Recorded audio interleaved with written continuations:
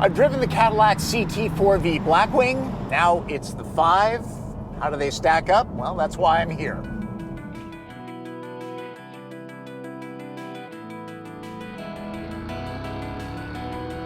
The Cadillac brand has meant comfort and luxury for decades, but these days it could be argued that performance is what it does best. Yeah, BMW has marketing magic with the ultimate driving machine slogan, but slide behind the wheel of the CT5 V Blackwing, and the truth will set you free.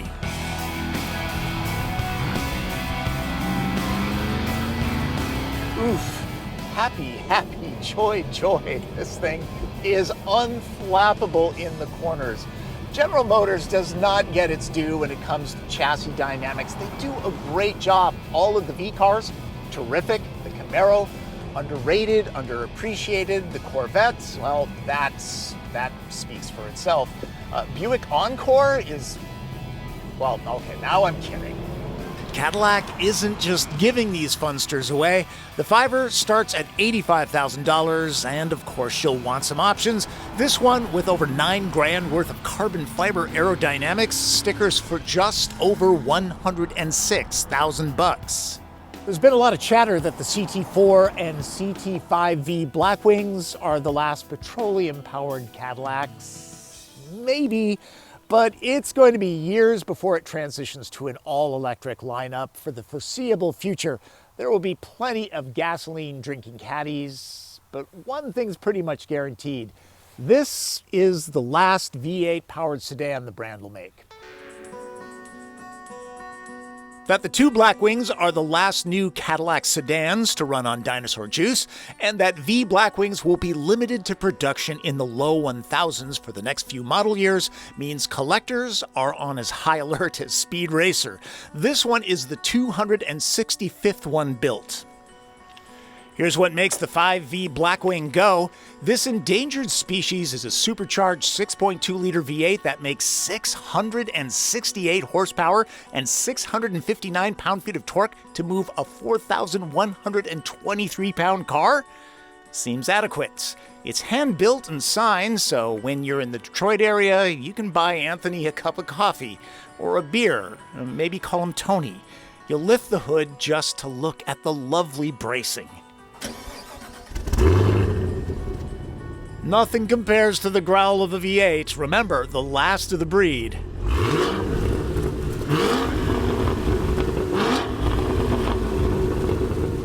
And you can have that note your way. Yeah, along with the magnetic ride control suspension and steering weight, the exhaust note can be switched up.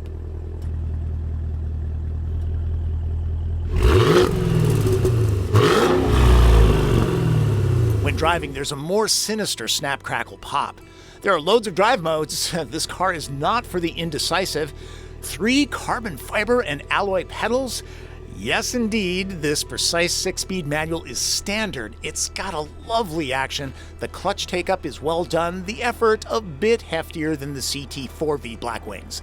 Like the 4, there's an optional 10-speed automatic. These Easter eggs cover the wheel paddles that it would get. This is the GM Proving Grounds.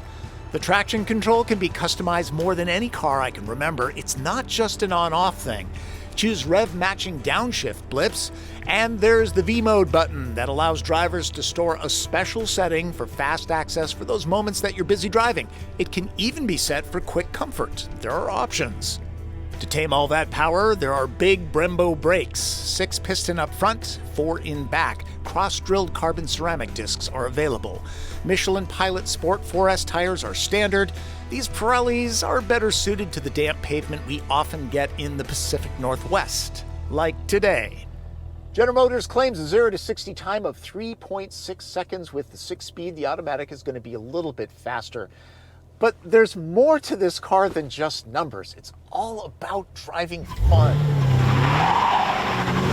CT5 V Blackwings are rear drive only with an electronic limited slip rear differential. For all-wheel drive, you have to go with the standard CT5 V, but note that it can't be had with the manual gearbox.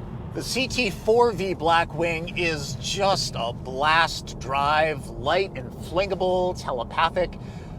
I would have thought that the 5 here would feel heavier and more ponderous, but, you know, not really. It's still tossable, loads of fun. I would describe it as maybe more mature. More than most sports sedans I've driven, this Blackwing has quite the Jekyll and Hyde personality. That's the beauty of the 4th generation magnetic ride control dampers and adjustable parameters. It's always the right car at the right time. The 6-speed manual, one of the best in the business, crisp, short throws. Would like to drive the 10-speed automatic though, faster on the track and a lot easier to drive in stop-and-go city traffic. I've dialed in the adjustable traction control for fun with the back tires, but there's still a solid safety net, reassuring on damp pavement. The Blackwing would have no issues ripping up the track, and then with a flick of a switch, a perfectly wonderful daily driver, as comfortable as a Catera. I could have said El Dorado or Coupe de Ville. I'm being obtuse. Does anybody remember the Catera? I don't think so. The caddy that zigs. Even with the shocks in firmer modes, my backside never gets hammered. That's something considering the low-profile tires. For road trips, this can be moderately quiet, but come on. That's not what this car is about, is it? I'm on record that I really like electric cars, but this... that sound, I'm gonna miss that sound. There's an excellent AKG sound system for entertainment, but I only turned it on to make sure it was up to snuff. Most of the time, the 8-cylinder was the only soundtrack playing. Not sure John Williams can come up with anything better. To make this the best track car it could be, delete the glass roof and add the carbon ceramic brakes for less unsprung weight, but this would be fine on the track and a perfectly docile daily driver. No car's perfect, and along with price and availability, the 5's Blackwing fuel economy is pretty tough to swallow. The EPA average is 15 mpg, and I'm certain that I didn't achieve that. It's not like that's unexpected, and it requires premium fuels, so in addition to the cost of the car and insurance, budget for gasoline. It's not as if Blackwings are targeted to Sentra buyers. This is a Cadillac after all, so expense should be expected. Those brakes that I spoke of earlier, well, it's hard to gauge stopping distances on damp tarmac, but together with the proper tires, they haul this 2-ton sedan to a stop right quick, and I find modulation to be very good. The V Blackwing's optional aero is very authentic, adding a significant amount of downforce, and somehow the front piece never caught on the pavement in my Keep. Seems impossible, but true. The cockpit is an excellent place to do business from. There are no issues when it comes to ergonomics. There's plenty of woven carbon fiber, leather, and synthetic suede, but somehow it never looks like a $106,000 car in here. It's not bad, just not the indulgence that Mercedes or BMW offers, and there's not much ambient light piping that the Germans do so well. The door handles feel especially good to the fingers. The seats with adjustable side bolsters and massage will fit nearly any pilot. Really, they're very accommodating, heated and vented too. The wheel gets heat, the controls are easy to use, especially good when driving fast and hard, and Cadillac is upping the quality. The glove box is flocked to keep down rattles and vibrations. The door pockets get lining too. It's what you'd expect from a premium brand. The center console gets mouse fur too, though it's skimpy on storage. Apparently, red seatbelts are made from incredibly rare nylon, or the $400 upcharge is pure profit. The user interface doesn't get casual voice prompt controls like, again, the Germans, but the layout is top-notch, it's easy to use without any hiccups at all, excellent touch response, another thing that GM does well but doesn't get credit for. Leave your iPhone on the keypad, Apple CarPlay is wireless, Android Auto users will need a cord. Kind of miss you when I had the CT4 V Blackwing. Well, there are two things I try to avoid: getting carsick from his driving and cramped back seats. The CT5's is more spacious. I think we've established we're both 5'9". Headroom is a little bit tight, just that much, but knee, leg, and foot room are pretty darn generous. Door openings are average in size, and the cushions are high enough so thigh support is really very, very good. Door pockets aren't huge, but I could put my Dramamine there. Normally I would complain that there aren't any seat back pockets, but these optional carbon fiber shells are beautiful. No separate climate zone back here, but there's power to charge my phone. Heated seats are not happening on this car, but the seats are nicely sculptured. This is a rear-wheel drive car, and the drive shaft tunnel, it is on the hefty side. Because of that, I recommend keeping it to 2 back here because footroom would get kind of cramped. Yes, there are belts for 3, and they're red, always awesome, but really, 2. I recommend 2.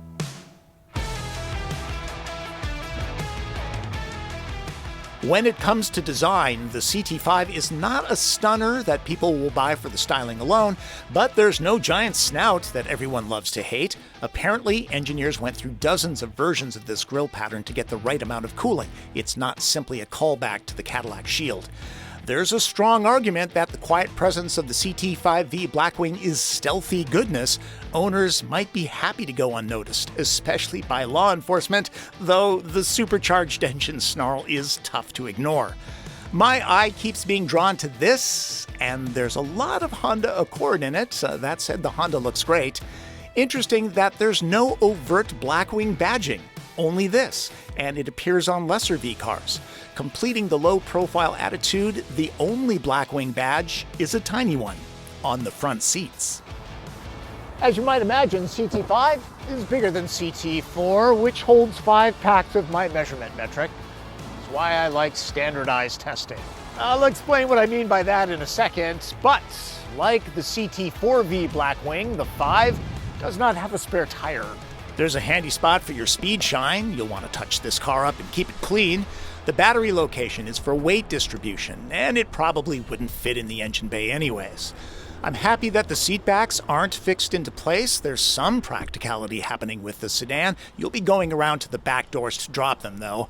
When it comes to loading things up, well, the 5's real-world usability isn't quite as good as the 4. Seriously, it's nearly 12 cubic feet back here, but try as I might, it comes up 1 pack short to baby brother. Maybe it's the speaker guards. I'd throw some duct tape on those to soften the metal edge that could easily scratch stuff. All right, time to sum this all up. It's red light, green light time. Green light. First and foremost, the world-class driver's car goodness of the CT5 V Blackwing. The V8 snarl is orchestral, like the ride of the Valkyries performed by pistons in petroleum. The ride quality and handling spans comfort to trackstar at the push of a button, and the manual transmission is snickety-snick goodness. Yellow lights? The styling doesn't raise any attention. That could be a positive or a negative. Lots of high-quality materials in the cabin still don't equal the German brands. The back seat is decently sized, other than headroom. That's a bit tight. Red light. CT5 V Blackwing has a drinking problem. You can almost watch the fuel gauge drop when driving hard. The larger trunk somehow manages to be less useful than the smaller CT4. And even at an average price of $106,000, and that's before any dealer adjustments, it'll still be tough to find one. There's little doubt that many buyers are snapping these up as investments. It's sad to think that a bunch of these will be collecting dust in a garage when they could be doing this, or better yet, tearing up a track, kind of this car's natural habitat.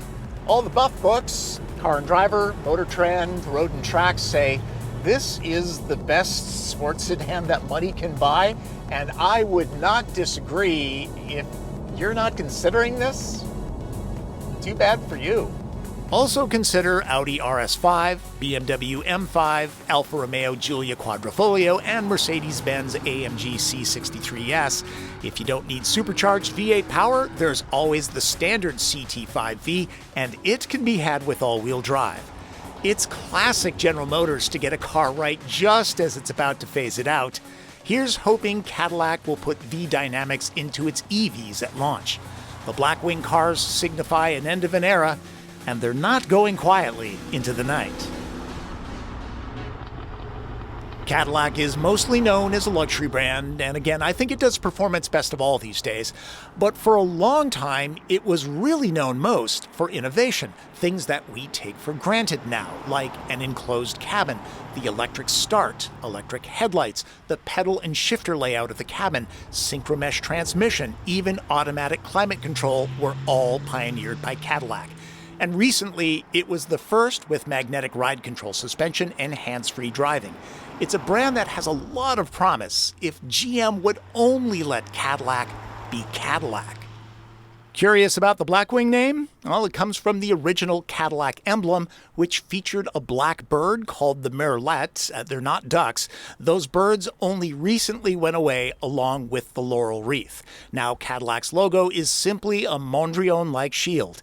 I kind of think this would look better monochrome for the Blackwing. Speaking of birds, look, more eagles. We have a bunch of those in the Pacific Northwest. It's very early on a Saturday, and to help me shoot this piece, Martin Campbell and Rob Calero, come on up here. There you go. The amazing Rob Calero. Thanks, guys. It takes a village. I'll remind you that I have a price quote service. It's not easy buying cars these days, and getting a quote from the dealership can help. I encourage you to use any of these services, not just mine. For me, it's most important that you get a decent deal, but using mine helps to support this channel. Hey, I've got costs, like gas. I'll show you the trick mirror while I wait in line to fill up, again.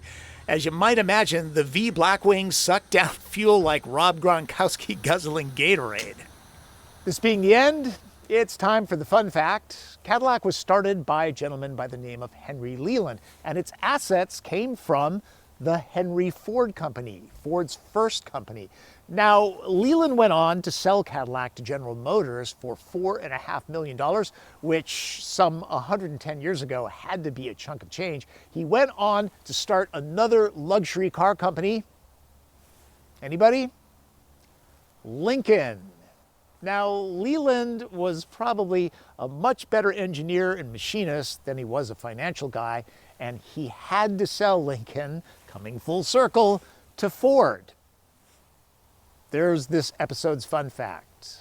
Thanks for watching. Remember, if you have a question, leave it in the comments or get a hold of me on Twitter. I'm pretty active there. That's Driven. I'm Tom Voelk.